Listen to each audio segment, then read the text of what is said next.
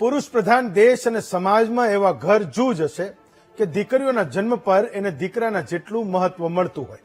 સમાજ વિકસિત ઘણા અર્થમાં થયો છે, પણ હજુ સુધી એ કક્ષાએ નથી પહોંચ્યો કે સંતાનમાં દીકરી હોય તો એના પરિવારને દીકરાની અપેક્ષા ના હોય. ઘણા પરિવારોમાં દીકરીના જન્મ પછી દીકરા માટે દબાણ થતું હોય એવા કિસ્સા આપણે બધાએ જોયા પણ છે, સાંભળ્યા પણ છે અને રોજે એને અનુભવીએ પણ છીએ. કદાચ 2 દીકરાઓ હોય તો પરિવારમાં કોઈને વાંધો ના હોય, પણ જો 2 દીકરીઓ હોય તો એ અણગમો છૂપો રહી શકતો નથી. સમાજમાં આ વિચારધારાના કારણે દીકરીઓની અછત ઊભી થાય એવું કહીએ તો એમાં બિલકુલ અતિશયોક્તિ નથી. પરિવારમાં દીકરો લગ્ન કરે એવો થાય અને દીકરી શોધવાની આવે ત્યારે એ શોધ ઘણી લાંબી ચાલે છે. ભણેલા ગણેલા કે નોકરી કરતા હોય એને તો વાંધો નથી આવતો, પણ એજ્યુકેશન થોડું ઓછું હોય તો આ સમસ્યાથી બહાર નીકળવું એ મોટે ભાગે અઘરું થતું હોય છે. સમાજના આગેવાનો તો ઘણી વખત આના વિશે ચિંતા કરે છે, પણ હવે અમરેલીના ભાજપના નેતા ડોક્ટર ભરત કાનાબારે આ વિષય પર દર્દ વ્યક્ત કર્યું છે. અમરેલીમાં કેમ કોઈ દીકરી નથી આપતું? શું અમરેલી અફઘાનિસ્તાન છે? લોકો રાજકોટ કેમ શિફ્ટ થઈ રહ્યા છે? અમરેલીની આ સ્થિતિ માટે કોણ જવાબદાર છે? આ તમામ સવાલો ડોક્ટર ભરત કાનાબારે પૂછ્યા છે. ઘણાને ગામડાઓમાં જમીન તો જોઈએ છે, પણ મકાન શહેરોમાં બાંધવા છે. ત્યારે સમાજની આ સ્થિતિ વિશે ડોક્ટર ભરત કાનાબાર સાથે મહામંથનમાં વાત કરીએ. આખરે અમરેલીની આ સમસ્યા થઈ કેમ અને એના માટે જવાબદાર છે કોણ?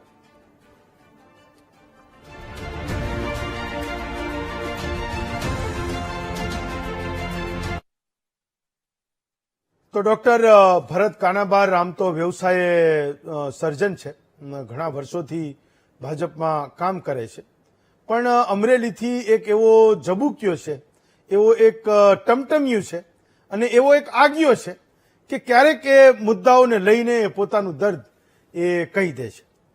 ક્યારેક એને એ વાત સત્ય લાગે એ એનાથી કહ્યા વગર એ રહેવાતી નથી. એનો એ સ્વભાવ પણ હશે ને આજની તારીખે સમાજમાં, નેતાઓમાં અને ખાસ તો સત્તાધારી પક્ષોમાં એ લોકોની બોલવાની હિંમત એ એટલી ચાલતી નથી. એમને એવું થાય કે જો હું સાચું કહીશ તો જેની જવાબદારી છે એને ક્યાંક ખોટું ના લાગી જાય.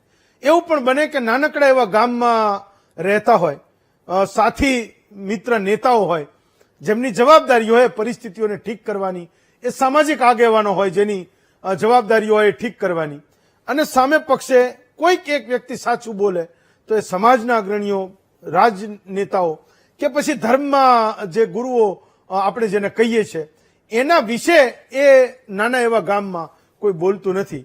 અમરેલીમાં ડોક્ટર કાનાબાર વ્યવસાય મેં કીધું એમ સર્જન છે, ભાજપમાં વર્ષોથી કામ કરે છે અને છતાંય એને એ સાચું બોલવાની એ આદત છે. ક્યારેક બોલતા હોય છે. મને લાગે છે કે ખૂબ એવા જૂજ લોકો છે કે જે સમાજની સમસ્યાઓ ઉપર, આપણી રાજકીય સમસ્યાઓ ઉપર, આપણી આર્થિક સમસ્યાઓ ઉપર એ સાચી વાત કરે છે. હું ડોક્ટર કાનાબારને જોડું છું. એમણે કરેલી જે પોસ્ટ છે હું મારી ટીમને કહીશ કે એ પણ ચલાવે. ડોક્ટર કાનાબાર, હું મહામંથનમાં આપનું સ્વાગત કરું છું. તો માત્ર અમરેલી કેમ, આખા ગુજરાતમાં નાના ટાઉનમાંથી લોકો છોડીને મોટા શહેરોમાં જઈ રહ્યા છે. અમરેલી એમાં કેમ બાકાત રહી જાય? તમને અમરેલી જ કેમ દેખાણું કે અમરેલીમાં આ મોટી સમસ્યા છે કે લોકો માઇગ્રેટ કરી રહ્યા છે? ડોક્ટર કાનાબાર, મે બી તમે ત્યાં રહો છો એટલે તમને વધારે દેખાયું હશે. હા ડોક્ટર કાનાબાર. એટલે હેમંતભાઈ, મેં એવી વાત કરી છે કે અમરેલીમાં અમુક જ્ઞાતિઓમાં દીકરીઓ દેવા તૈયાર નથી અમરેલી સેન્ટરમાં. અને તમે કીધું એ બહુ સાચું છે. આ અમરેલી પૂરતું મર્યાદિત નથી. અમરેલીની સાઈઝના, અમરેલી જેવા, જેનો વિકાસ અમરેલી જેટલો છે એવા ઘણા બધા એવા સેન્ટરો છે કે જ્યાં આ સમસ્યા છે. અને અમારે રૂરલ એરિયામાં તો આનાથી પણ વધારે ખૂબ જ ખરાબ પરિસ્થિતિ છે. મને યાદ છે કે આજથી 25-30 વર્ષનો અમારે પીરિયડ વચ્ચે એવો ગયો કે ગામડામાં સારામાં સારી ખેતી હોય, સુખી પરિવાર હોય, પણ ગામડામાં કોઈ દીકરીઓ દેતું નહીં. એટલે ઘણા બધા ખેતી કરતા પરિવારો અમરેલીમાં માત્ર પોતે વેપાર કરે છે અથવા અમરેલીમાં એમનું ઘર મકાન છે, અમરેલીમાં રહે છે એવું દેખાડવા માટે દુકાનો લેતા, ભાડે લેતા અને નાનો મોટો ધંધો શરૂ કરતા. એને એ મુદ્દા ઉપર એમના દીકરાઓને દીકરીઓ મળતી હતી કે ભાઈ અમરેલીમાં અમારે તો આ દુકાન છે એમ. કેમકે ગામડામાં, ગ્રામ્ય વિસ્તારમાં દીકરીઓ જેવા તૈયાર નહોતી. હવે આજે પરિસ્થિતિ અમરેલી સુધી પહોંચી છે. અને હું માનું છું કે અમરેલી આના માટે ખાલી અમરેલી નહીં હોય, અમરેલી જેવા બધા નાના નાના સેન્ટરો જે અમરેલીની સાઈઝના છે ત્યાં નથી. એનું કારણ નવી જનરેશનને મોટા શહેરોમાં જ્યાં ફાસ્ટ લાઈફ છે, બધી એમ્યુનિટીઝ છે, એન્ટરટેનમેન્ટના બધા સાધનો છે, ત્યાં રહેવાનું વધારે પસંદ હશે. પણ આ એક સામાજિક સમસ્યા છે અને મારી પાસે જયારે આવો એક કિસ્સો આવ્યો ત્યારે મેં ડિટેલમાં મારા મિત્રોમાં અને મારા સર્કલમાં તપાસ કરી તો ઘણી બધી જ્ઞાતિઓમાં એક ઇસ્યુ છે અને ઘણી બધી જ્ઞાતિઓ આ ફેસ કરી રહી છે. તો ડોક્ટર કાનાબાર, મુદ્દો એ છે કે દીકરી આપવાનો ક્રાઇટેરિયા માત્ર અમદાવાદ જ બચ્યો છે. અમદાવાદ વાળા વિદેશ શોધે છે. એવું જરૂરી નથી કે ખાલી અમરેલીમાં જ નથી આપતા, બીજા શહેરોમાં નથી આપતા. તમે અફઘાનિસ્તાન કીધું, અમરેલી ના, અમરેલી તો મેં અમરેલીના ઉદાહરણ આપ્યું કે મારી પાસે જે ઇસ્યુ આવેલો અમરેલીનો મારા બહુ પરિચિત મારા સંબંધી છે, એમનો ઇસ્યુ આવ્યો. એને સારી દુકાન છે, અહીંયા પરિવાર છે, એનું ઘરનું ઘર છે, એમના બાપ દાદાનું વતન અમરેલી છે. એને કીધું મારે અહીંથી દુકાન વેચવી છે. એમને પૂછવા આવેલા, બીજું શું કારણ છે? તો કે બસ અમારો એક દીકરો છે, પણ એને દીકરી જ મળતી નથી. જે કોઈને પણ કહીએ બાયોડેટા મોકલીએ એટલે વાત કરે, પછી એમ કે દીકરો શું કીધું કે મારી સાથે અમરેલીમાં વેપારમાં છે, તો અમરેલીમાં મારે નથી દીકરી આપવી. એટલે કંટાળીને પોતાની દુકાન વેચીને, ઘરનું ઘર વેચીને રાજકોટ જવા માંગે છે, જેથી કરીને દીકરો પરણી જાય અને દીકરાને યોગ્ય કન્યા મળે. હવે આ પરિસ્થિતિ છે. મેં કીધું એમ સુરત ને અમદાવાદમાં 2 BHK માં રહેતા લોકો છે, અહીં ગ્રામ્ય વિસ્તારમાં એના 20 ફ્લેટ હમાઈ જાય, એવડું મોટું ડેલી બંધ મકાન હોય અને સુખી પરિવાર હોય તો આવા તૈયાર નથી દીકરીઓ. જે તાલુકા પ્લેસીસ છે એની સ્થિતિ અમારા કરતા પણ વધારે કદાચ ખરાબ છે. પણ અમરેલીની આ જે સામાજિક સમસ્યા છે એના તરફ મેં અંગુલી નિર્દેશ કર્યો છે. અમારો તો ડોક્ટર જીવરાજ મહેતા ગુજરાતના પ્રથમ મુખ્યમંત્રીનો જિલ્લો છે અને એમને ગૌરવ સાથે કહી શકીએ જયારે ગુજરાત રાજ્યની સ્થાપના થઈ ત્યારે અમરેલી જિલ્લામાં જે સિવિલ હોસ્પિટલ હતી એ કદાચ આખા સૌરાષ્ટ્રમાં આ પ્રકારનું ઇન્ફ્રાસ્ટ્રક્ચર વાળી કોઈ હોસ્પિટલ નહોતી.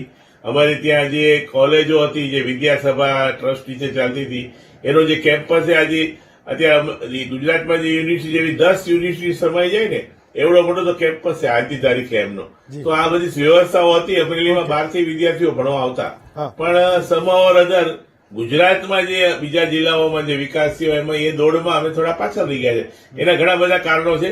ભૌગોલિક કારણો વધારે છે. અમારે ત્યાં ઔદ્યોગિક વિકાસ થાય એવી કોઈ એવી કુદરતી સુવિધાઓ નથી અને એગ્રીકલ્ચરલ ડિપેન્ડન્ટ જિલ્લો છે. રોજગારીની તકો ઓછી છે એટલે જિલ્લો આ દોડમાં પાછળ છે. અને શહેરીકરણ ચોક્કસ છે, શહેર જેવું છે, પણ બીજા શહેરો જે મોટા શહેરો જેને કે લોકો માને છે એવું અહીંયા વ્યવસ્થાઓ નથી. તો તમે તો નોર્મલી સાચું જ બોલતા હોવ છો, એટલે જે હોય જેવા હોય એને એવા કહેતા હોવ છો. તો તમને શું લાગે છે અમરેલી કેમ આટલું બધું પછાત રહી ગયું? વિકાસમાં કેમ એનો વારો જલ્દી ન આવ્યો? અને નેતાઓની આ બાખડવાની જે વૃત્તિ છે અમરેલીમાં, તમે એવું માનો છો કે એના કારણે તમે લોકો પાછા રહી ગયા ને મહત્તમ લોકોએ અમરેલીથી માઇગ્રેટ કરી ગયા છે? ના, હેમંતભાઈ, સત્ય બોલું તો અઘરું પડતું હોય છે, પણ મેં કીધું એમ ખાલી પોલિટિકલ રીઝન્સ નથી. ઘણા બધા મેં કીધું અમારી પરિસ્થિતિ જિલ્લાની એવી છે અહીંયા, કેમ કે મોટે ભાગે આપણે ત્યાં હવે જે વિકાસ થાય છે ઇન્ડસ્ટ્રી ડિપેન્ડન્ટ હોય છે, એટલે અહીંયા મોટા ઉદ્યોગો કે વેપાર ધંધાઓ થાય એવું નથી. કોઈ એવી ભૌગોલિક પરિસ્થિતિ નથી, એવું કોઈ ઇન્ફ્રાસ્ટ્રક્ચર. આજની તારીખે અમરેલી જિલ્લો બ્રોડગેજ સુધી હમણાં સુધી જોડાયેલો નહોતો, એટલે આ બધી વિષમતાઓ હતી, એટલે જિલ્લો બીજા જિલ્લાઓની પાછળ રહી ગયો છે. હું તમને કહું કે અમરેલી જિલ્લાનું મુખ્ય મથક છે, પણ જો વસ્તી ગણતરી કદાચ કરે આખા ગુજરાતમાં જિલ્લા મથકોની, તો આખા હું ચોક્કસપણે માનું છું કે જિલ્લા મથકો જે હેડક્વાર્ટર ગણાય એમાં સૌથી ઓછો વસ્તી વધારાનો દર અમરેલીનો છે, કેમ કે અહીંથી વધારે માઇગ્રેશન થયું છે વધારે. અને બાકી અમે અમારી જનરેશન જે વર્ષોથી અમને તો અમરેલી તો રહેવા લાયક શકાય. શું કામ? અમને અમારી શહેરની દોડાદોડી, ટ્રાફિક, હવે તો આ બધા પ્રદૂષણની વાતો સાંભળે તો લાગે કે at least we are more safe than bigger cities. પણ હવે જે નવી જનરેશન છે, નવી દીકરીઓ છે, એને અમરેલીમાં નથી આવું.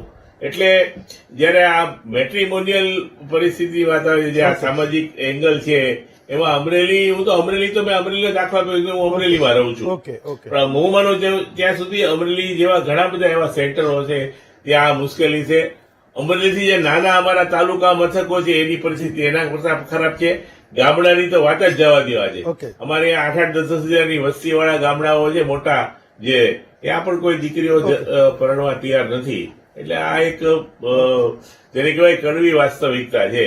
હવે કોણ જવાબદાર તો કોઈને કોઈ પર્ટિક્યુલર બ્લેમ કરવાની વાત નથી, પણ એક આ પરિસ્થિતિ નિર્માણ થઈ છે. અમારો જિલ્લો ચોક્કસપણે આ દોડમાં પાછળ રહી ગયો છે. તો ડોક્ટર, સૌથી ફળદ્રુપ જમીન છે, સૌથી સારી એવી ખેતી એ અમરેલીમાં છે. તમે કીધું કે આટલું નથી, પણ હું તમને કહું છું કે શું છે, અને તોય મહત્તમ અમરેલીમાંથી લોકો સુરત ને અમદાવાદમાં માઇગ્રેટ કરી ગયા. તો એ કેમ જતા રહ્યા, હું એ પૂછતો હતો. ખેતી સમૃદ્ધ ચોક્કસપણે હશે, પણ બધા ખેડૂતો નાના ખેડૂતો, અને જેમ નવી પેઢી આવતી ગઈ એમ ખેતીના પણ ભાગ પડતા ગયા, ભાઈ ભાગ જે આપણે કહીએ. અને ખેતી ક્યારેય એવી પ્રોડક્ટિવિટી નથી કે એમાં એક જાજા કુટુંબો ખેતીના એક જ ટુકડામાં નિભાવી શકે. એટલે નવી રોજગારીની શોધમાં ચોક્કસપણે બહાર જવું પડે. અને જે લોકો બહાર ગયા એ અમારામાંથી ઘણા બધા લોકો આગળ વધ્યા છે, સમૃદ્ધ થયા છે, સુખી થયા છે. અને કોઈ પણ રીતે આટલી બધી જેને કહેવાય સરકારની આટલી બધી ઉદાર નીતિઓને હોવા છતાં પણ આજે પણ આપણી એગ્રીકલ્ચર જે કહેવાય એ નિભાવી શકે એ સ્થિતિમાં તો નથી. અઘરું છે. માત્ર ખેતી ઉપર કોઈ પણ નભવું એ અઘરું છે. એટલે કેમ કે રૂરલ એરિયા છે અમારું, મેં કીધું ને અમારો ત્યાં 70% કરતા પણ વધારે લોકો એગ્રીકલ્ચર પર ડિપેન્ડન્ટ હશે. આખા ગુજરાતનું જે એવરેજ જે પોપ્યુલેશન તમે આંકડા કાઢો તો અમારે ત્યાં ઘણા બધા ખેતી ઉપર જ ડિપેન્ડન્ટ છે. તો ખેતીને પ્રત્યક્ષ પરોક્ષ રીતે એના ઉપર ડિપેન્ડન્ટ છે. ખેતી પણ બધા લોકોને નિભાવી શકે એ પરિસ્થિતિ છે નહીં. ચલો ડોક્ટર, બહાર જવું પડ્યું. ડોક્ટર, હું તમારો આભાર માનું છું. લાર્જર પબ્લિક ઇન્ટરેસ્ટના મુદ્દાઓમાં તમે મહત્તમ બોલતા રહો એવી હું પણ તમને શુભકામના આપું છું. ડોક્ટર ભરત કાનાબાર, આપનો ખૂબ ખૂબ આભાર માનું છું. હું વિરમું છું. આવતીકાલે આપના વધુ એક વિષય સાથે ફરી મળીશું. રજા આપશો.